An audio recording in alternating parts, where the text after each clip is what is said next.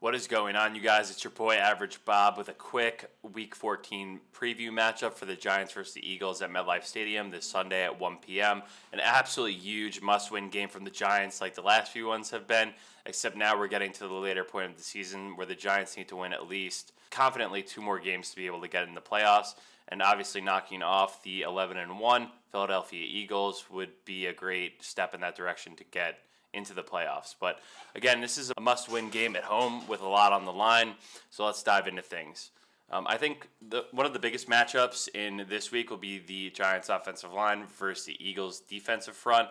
The Eagles defensive line has been doing a good job of rushing the passer and getting to the quarterback, where the Giants have kind of been lacking the last few weeks, especially versus the Washington Commanders last week, where they allowed 3 sacks and 17 quarterback sacks in the last 5 games. So this is something that has to be in the forefront for the Giants offensive line and trying to create a little bit more time for Daniel Jones in the pocket, whether that's having a tight end, chip on the way out, or a running back doing the same thing as well. So definitely need to give DJ some time up front because this game's going to be a shootout and we can't put everything on Saquon to run the ball and get us to win because as you've seen the last few weeks, when teams stack the box against the Giants, it really takes away a lot of their offense, right? So in this week's matchup, you're going to have to be looking for some more throws downfield where the Giants were able to successfully do that a little bit more versus the Commanders last week, where Daniel Jones found Darius Slayton for like a 58-yard catch and just taking more shots down the field. Isaiah Hodgins was more in the mix as well.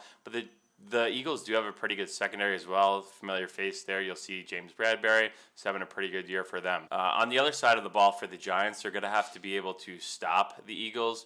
Currently, right now, for an NFL third down percentage, the Eagles are 4th highest with a completion rate on third down of over 45%, which is absolutely amazing. Kind of a crazy stat when you look at, I think last week, Giants Commanders were 5 for 18 combined or something. So the Giants are going to have to put some sustained drives to mitigate how long the Eagles will be on the field and converting their third downs. So you're going to have to look at the defensive line for the Giants between Kayvon Thibodeau, Leonard Williams, Dexter Lawrence, who's having a great season, and try to get a little creative up front. I know you did get Azeez Ojulari back last week, and he did have a pretty good game.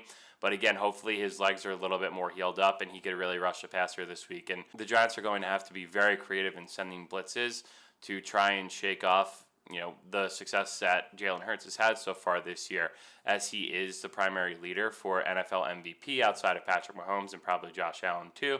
But he's there for a reason, and he's had a great year so far.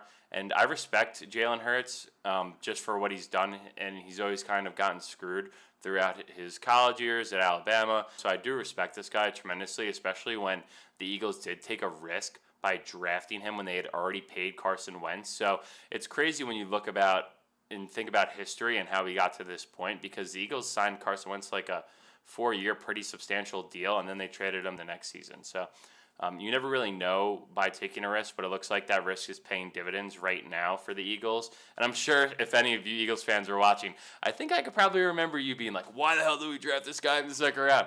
But hey, look at you now. It's paying dividends. You guys, and they've built a really good core team around a guy on a rookie contract. So you do have great weapons at wide receiver like Devontae Smith, A.J. Brown, who's been an X factor. And whenever I do look at the Eagles box score and they are putting up crazy stats, A.J. Brown is someone that has to be stopped by the Giants secondary, who hasn't been doing a good job of stopping more elite wide receivers. And A.J. Brown could be a complete X factor in this game versus a banged up Giants secondary. So we're going to have to be creative in how we can try to double team him. But again, that's just opening down the field for guys like Devontae Smith and Dallas Goedert as well. So really, like I just mentioned before, this game's going to come down to 3 things. Giants getting off the field on third down, Giants being able to have some big play explosibility outside of Saquon Barkley coming in the form of Darius Slayton, and just being to protect up front as well. So with that said, I'm going to be at the MetLife Stadium tailgate, having a great time. If you guys are around, want to come say hi, would love to meet some of you guys. And we're going to roll with the Giants +7 this weekend because we do a pretty good job of keeping games close and covering the spread for the most part outside of the Cowboys and the Seahawks game.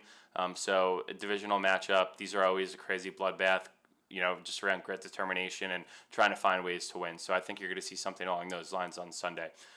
Anyway, let me know what you guys think are the keys to the Giants' victory coming in on Sunday. And I'll see you soon.